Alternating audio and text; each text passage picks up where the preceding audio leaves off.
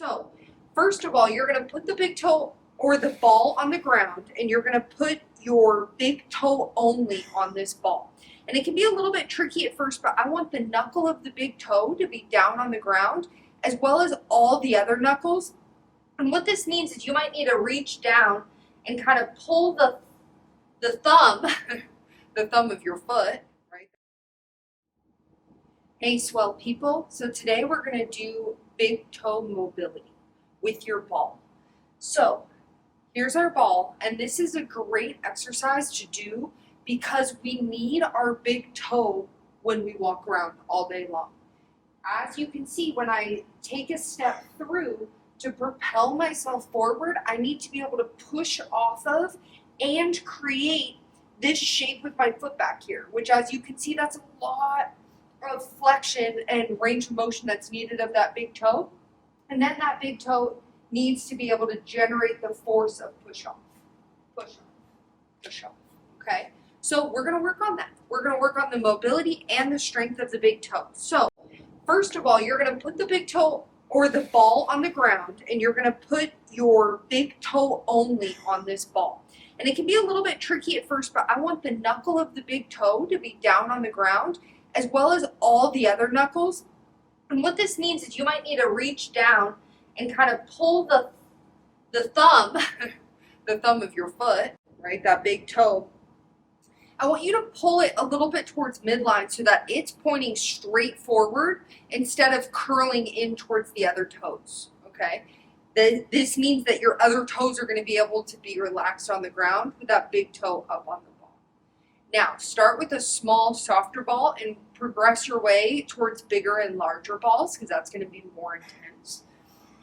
So once all the bones of my foot are grounded on the floor, the only thing that's up on the ball is just my big toe. Once we're in this position, I'm already feeling a little bit of a stretch. That big toe doesn't get pulled away from the other toes very often. And then what you're going to do is you're going to press that big toe down into the floor, compressing that ball as much as you can, or really maybe about 50%, not as hard as you possibly can, for about 5 to 10 seconds.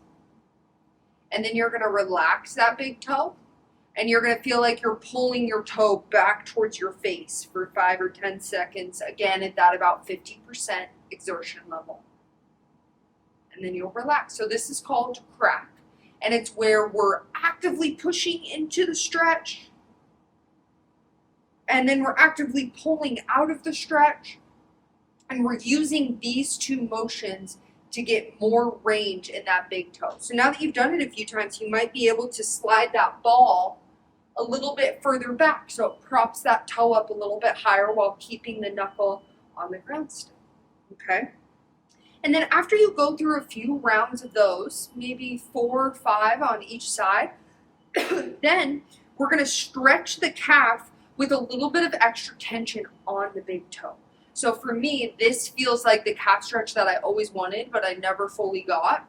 And it's because it tensions part of the calf muscles, so now you can stretch something that never got tight before with our normal way. So the big toe's still on the ball. You're going to step your opposite foot forward, and then you're going to let the same knee as that big toe drive forward. This is going to stretch the back of the calf more intensely because now we have some tension on the foot muscles.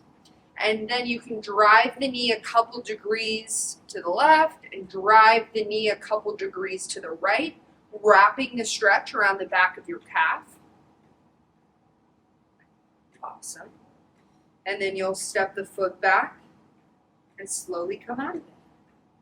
And now, look how much motion I have in that big toe. So I'll just set it up from the side so you can see this other way. The ball comes underneath the big toe. The whole foot is on the ground except for that big toe. So that means even the knuckles of all the other toes. And then you might reach down and use your hand to get that big toe to be pointing as close to straight forward as you can, so it's not going in towards the other toes.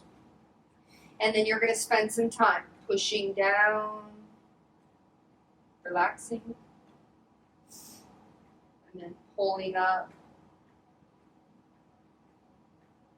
relaxing.